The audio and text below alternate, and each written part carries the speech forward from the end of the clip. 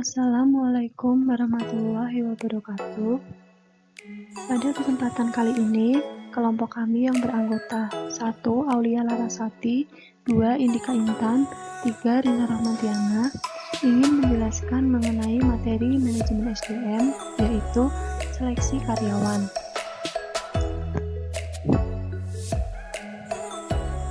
Definisi seleksi. Dalam manajemen sumber daya manusia, seleksi atau selection adalah proses untuk memilih pelamar untuk dijadikan karyawan dan menempatkan mereka pada posisi yang dibutuhkan oleh organisasi. Dengan kata lain, seleksi adalah suatu proses pencocokan kebutuhan dan persyaratan organisasi terhadap keterampilan dan kualifikasi para pelamar kerja. Proses seleksi ini harus memegang prinsip right people in the right jobs, yaitu menempatkan orang yang tepat pada pekerjaan yang tepat. Tahap seleksi ini merupakan tahap yang sangat penting dalam manajemen sumber daya manusia. Dengan memilih dan mendapatkan kandidat yang terbaik untuk mengisi posisi lowong dan melakukan pekerjaan yang dibutuhkan, organisasi akan mendapatkan karyawan yang berkinerja tinggi dan berkualitas baik. Dengan cocoknya karyawan dengan pekerjaannya, karyawan tersebut akan dapat mengerjakan tugas-tugasnya dengan baik. Tingkat kehadirannya pun akan tinggi dan tingkat pengunduran diri juga akan menurun. Dengan demikian, biaya dan waktu yang berkaitan dengan sumber daya manusia juga akan menjadi lebih hemat.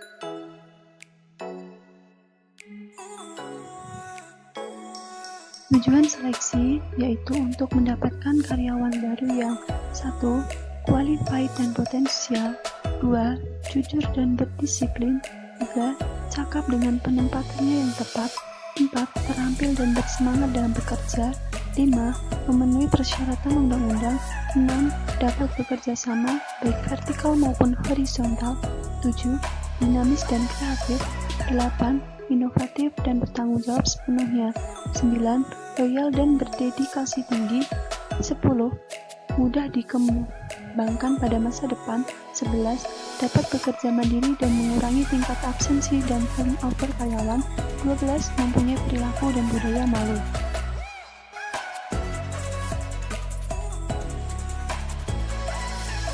Tes seleksi. Seleksi adalah usaha pertama yang dilakukan perusahaan untuk memperoleh karyawan yang kualifikasi dan kompeten yang akan menjabat serta mengerjakan semua pekerjaan pada perusahaan. Jenis-jenis tes. Tes psikometri. Tes ini adalah tes yang diterapkan untuk alat ukur potensi kognitif karyawan yang dirangkai menurut metode konstruksi tes yang dijalani sesuai statistik. Selain itu, sudah diterapkan uji reliabilitas dan uji validasi, serta mempunyai tata cara penilaian yang baku. Secara garis besar, tes ini bertujuan guna menilai 3 domain kognitif seperti area penalaran abstraksi, area penalaran verbal, dan area penalaran angka. Simulasi atau exercise. Metode ini adalah cara menilai kompetensi karyawan yang berperan penting dalam pelaksanaan metode assessment center. Beragam perilaku karyawan dapat diobservasi dengan simulasi ini, yang selanjutnya dilakukan pencatatan dan dimasukkan ke dalam kategori sesuai dengan model kompetensi sesuai kriteria standar. Inventory atau self-preference. Tujuan dari alat ukur ini adalah menampilkan preferensi dari karyawan saat berhadapan dengan kondisi kerja, motivasi kerja, situasi sosial, cara kerja, dan juga sikap. Untuk tes ini adalah sejumlah pertanyaan yang wajib dijawab dan hasilnya akan mendukung hasil tes lainnya. Wawancara dalam metode assessment center berbeda dengan wawancara konvensional karena lebih terstruktur dan berdasarkan indikator perilaku yang telah ditetapkan di setiap kompetensi. Role playing. Cara simulasi ini berupa interaksi interpersonal karyawan yang diajarkan guna berperan tertentu agar perilaku spesifik bisa muncul di dalam tes. Misalnya kemampuan untuk negosiasi, maka akan dirancang simulasi antara supplier dan kepala seksi pengadaan. Analisis kasus. Hampir mirip dengan prinsip role playing, hanya saja ditambahkan kompetensi untuk analisa dan sintetis dengan mendalam. Karyawan harus bisa menguasai kasus tertentu dan kemudian memberikan pandangan jitu dalam mengatasi permasalahan tersebut. Presentasi. Simulasi ini sangat dibutuhkan guna memberikan penjelasan produk tertentu dan mempengaruhi orang lain. Kendala-kendala dalam seleksi.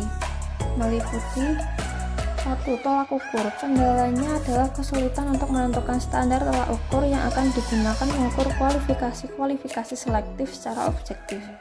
Yang kedua, penyeleksi. Kendalanya adalah kesulitan mendapatkan penyeleksi yang benar-benar kualifit, jujur, dan objektif dalam penilaiannya. Yang ketiga, pelamar. Kendalanya adalah kesulitan untuk mendapatkan jawaban yang jujur dari pelamar. Untuk mengurangi kendala-kendala ini, perlu dilakukan kebijaksanaan seleksi secara bertingkat, karena semakin banyak tingkatan seleksi yang dilakukan, semakin cermat dan teliti penerimaan karyawan.